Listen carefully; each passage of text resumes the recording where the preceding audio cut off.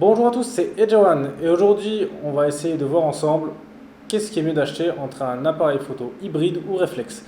Donc dans cette vidéo on va aborder plusieurs points, notamment par exemple ceux qui font des meilleures photos, les avantages et les inconvénients des deux, et aussi l'avenir du monde de la photo parce que au final je pense que c'est mieux d'avoir acheté un produit qui on va dire dans le futur sera moins contraignant qu'un produit qui pourra peut-être être obsolète dans l'avenir. Donc on va commencer déjà par l'âge à la base. Est-ce que les deux font la même qualité de photo? Alors la réponse est oui. Voilà, un hybride ou un réflexe fera des photos, en tout cas à prix égal, je veux dire un APS-C ou un full frame. Voilà, les photos, on va dire, celles des capteurs, ça restera les mêmes. Donc là-dessus, il n'y a pas de souci. Donc si vous faites des belles photos avec un réflexe, vous ferez aussi des belles photos avec un hybride. Voilà, il n'y a pas vraiment de mieux. Voilà, les capteurs en fait c'est les mêmes. La grosse différence c'est au niveau du viseur, mais sinon donc il n'y aura aucun souci là-dessus. Il n'y en a pas un qui est mieux que l'autre quoi. En termes pour faire des belles photos, les deux feront la même chose. Donc justement maintenant on va parler justement des avantages et des inconvénients des deux produits. Alors l'un par rapport à l'autre. Alors on va commencer par le réflexe. Alors pour moi un réflexe comparé à un hybride, l'avantage qu'il a, c'est l'autonomie. Donc déjà ils ont une batterie qui est en général beaucoup plus, c'est-à-dire on peut faire beaucoup plus de photos ou filmer plus longtemps. Et le miroir, en fait, justement, ça c'est le viseur qui change parce que sur un hybride, en fait, c'est comme une vidéo. Donc c'est-à-dire que le viseur, il nous montre ce que ça donne en filmant. Et sur un réflexe, en fait, on voit vraiment, donc c'est vraiment un verre quoi, du vitre avec un miroir. Donc on voit vraiment ce que c'est. On voit vraiment à travers l'objectif. Alors, l'avantage de ça, justement, pour moi, quand de voir ça, c'est pour tout ce qui est netteté de l'image, parce que sur un hybride, justement, les viseurs, on va dire, pour l'instant, sont même les hauts de gamme, sont pas encore assez nettes l'image pour pouvoir voir si vraiment l'image est nette ou pas, parce que ça arrive des fois justement de faire des photos avec un hybride et que ce soit légèrement flou et qu'on ne le voie pas sur l'écran, mais qu'on le voit quand on est sur le PC après. Et ça m'a déjà arrivé plusieurs fois et c'est un truc qui est contraignant, alors que sur un réflexe. Et sur un réflexe, ça arrive jamais parce que ce qu'on voit vraiment dans le viseur, c'est ce qu'il y aura vraiment sur la photo en termes de netteté. Alors ça c'est un peu plus simple là-dessus pour les. Donc c'est vrai que les hybrides, c'est un peu plus compliqué là-dessus. Et notamment, moi, ce que je vous conseille, c'est surtout en plan vidéo, quand vous avez un hybride, parce qu'une bonne photo, ça se recommence, une vidéo, c'est un peu plus compliqué si on est dans le flou complet, c'est justement de rajouter un moniteur. Voilà, si vous n'utilisez pas un Ronin, mettez un moniteur, comme ça vous aurez une image plus grande et vous verrez vraiment ce que vous faites, et ça vous évitera de faire du flou alors que vous pensez que c'était net. Ça, c'est un peu, pour moi, on va dire l'inconvénient des hybrides. Et puis l'autonomie, parce que l'autonomie, justement, comme le réflexe, en fait, n'a pas besoin de faire fonctionner le viseur, la batterie est moins utilisée pour ça. Donc voilà, pour moi, on va dire que c'est les deux gros avantages des réflexes comparés aux hybrides. Parce que pour tout le reste, pour moi, l'hybride est largement au-dessus. Alors, on va commencer, déjà, la place que ça prend, voilà, donc les hybrides sont plus petits. Bon, ça, moi, je ne vais pas trop le placer dans les qualités parce que si on veut du matériel vraiment pour faire des bonnes photos, on va dire la taille que l'appareil prend, bon voilà, c'est un peu secondaire. Je veux dire, je doute qu'on se base là-dessus pour moi si on veut vraiment faire des belles photos. Voilà, je veux dire, moi à choisir, je préfère un boîtier gros qui fasse des belles photos qu'un plus petit qui est peut-être plus pratique, mais bon, les photos sont moins bonnes. Donc là-dessus, voilà, pour moi, c'est sûr, c'est un avantage qu'il soit plus compact.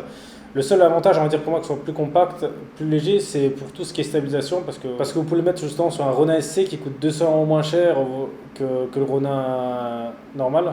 Donc que le Ronin S quoi. Donc franchement c'est ça l'avantage. Si vous comptez faire de la vidéo genre court métrage tout ça avec, l'hybride sera mieux parce que il vous coûtera moins cher à stabiliser. Alors pour moi c'est quand même quelque chose d'important. L'autre avantage pour moi justement des hybrides, alors le viseur comme je dis il a l'inconvénient des fois de la netteté, même sur les appareils à saut de gamme. Mais il a un autre avantage, c'est que déjà quand il y a du soleil on peut regarder dedans sans se flinguer les yeux. Donc ça c'est déjà top. Et aussi, sur un hybride, on a des fois même plus besoin de regarder dans le viseur parce qu'on a aussi sur l'écran ce qu'on fait. Donc ça aussi, des fois, c'est-à-dire qu'on pourrait peut-être mettre l'appareil dans certaines positions et qu'on n'aura pas, on a juste besoin de tourner l'écran pour voir si on cadre bien. Et c'est tout. Alors ça, c'est vraiment un truc qui est vraiment pas mal parce que ça permet justement de faire des photos beaucoup plus originales ou de mettre l'appareil dans des positions un peu plus exotiques pour pouvoir faire des photos, on va dire, soit belles ou soit originales ou vraiment un type de photo spéciale qu'on veut. Et aussi en parlant de ça, si vous êtes débutant dans la photo, moi je vous conseille à tous d'acheter un hybride. Et je vais vous dire pourquoi. Parce que l'avantage d'un hybride, en fait, c'est que avant de faire la photo, c'est-à-dire qu'on voit ce que l'appareil voit. Donc c'est-à-dire que c'est comme s'il filmait, mais comme quand on va dire une photo dans le téléphone. Donc on voit ce qu'il voit. L'avantage de ça, c'est très simple. C'est-à-dire que quand on fait des réglages, voilà, quand on va s'amuser avec l'ISO, l'ouverture, la vitesse d'obturation, ou même la balance des blancs, tout ce genre de choses, on le voit sur l'appareil en direct. C'est-à-dire qu'on n'a pas besoin, comme sur un réflexe, parce que sur un réflexe, pour pouvoir faire ça, il faut faire la photo et après seulement on peut voir.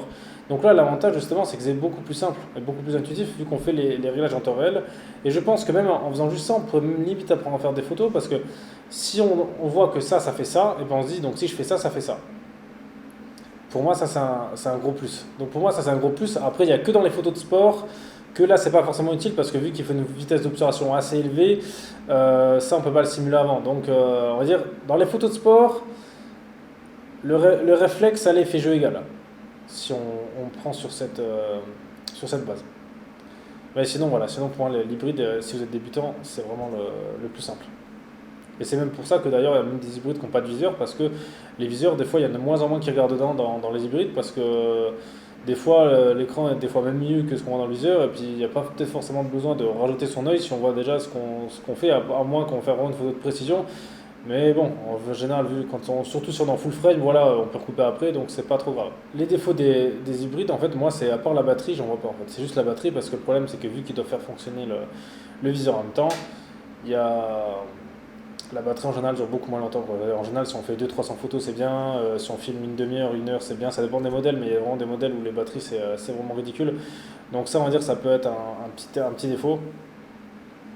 Mais bon, après, voilà, on peut pas tout avoir non plus. Et ensuite, on va parler justement que l'avenir de l'appareil photo, en fait, c'est l'hybride. Les réflexes, il faut être honnête, ils sont morts. Et moi, pour pouvoir dire ça, il suffit de regarder une seule chose. C'est regarder les modèles haut de gamme là, qui sortent. Prenez chez Canon, chez Sony, chez Nikon, les modèles les plus chers, c'est quoi? C'est tous des hybrides. C'est eux qui font les meilleures photos, c'est eux qui font les meilleures vidéos. Parce que justement, le monde de l'appareil photo, maintenant, on se tourne vers l'hybride. Je pense que les consultants ont compris que c'est beaucoup plus simple. Voilà, on est passé de l'argentique au réflexe et maintenant on va passer à l'hybride, quoi. Voilà, l'hybride, c'est. On va dire pour moi, c'est vrai. Ouais, bah, c'est sûr, c'est l'avenir. La plupart des fabricants, c'est là-dedans qui continuent. C'est pour ça que vu que Nikon a un peu eu du mal avec l'hybride, ils ont un peu perdu le marché là-dessus. Parce que le passage à l'hybride, je pense que les a un peu mis de côté, voilà, parce que l'hybride maintenant, en fait, c'est un mix, c'est-à-dire que, ok, même, alors, parce que l'avantage de l'hybride maintenant, en fait, ce qui est différent, c'est que les hybrides, c'est limite un mix entre une caméra et un appareil photo, parce que la plupart maintenant des hybrides sont super bons en vidéo. La plupart, justement, ils mettent plus maintenant même en avant les vidéos que des fois les photos sur certains modèles. Par exemple, bon, il y a les Canon la R5, mais il y a aussi tous les Lumix. Les Lumix, c'est plus des caméras que des appareils photo, quoi, parce que bon, un appareil photo, c'est vraiment faible, hein, mais en caméra, c'est pas mal. Bah, c'est pas mal. C'est pas mal pour le prix qu'ils proposent, voilà, ils font des choses intéressantes. Il y a Sony, pour moi, Sony, c'est ceux qui ont vraiment trouvé le meilleur équilibre entre la photo et la vidéo, parce que, on va dire, ils sont bons dans les deux, ceux qui ont le plus de pixels en général en photo, et en vidéo, ils se débrouillent aussi très bien. Donc pour moi, c'est eux, on va dire, qu'il y a un peu le meilleur mix, mais c'est pour ça, si vous faites les deux, l'hybride, ce sera vraiment le top. Vous verrez que maintenant, on peut faire énormément de choses.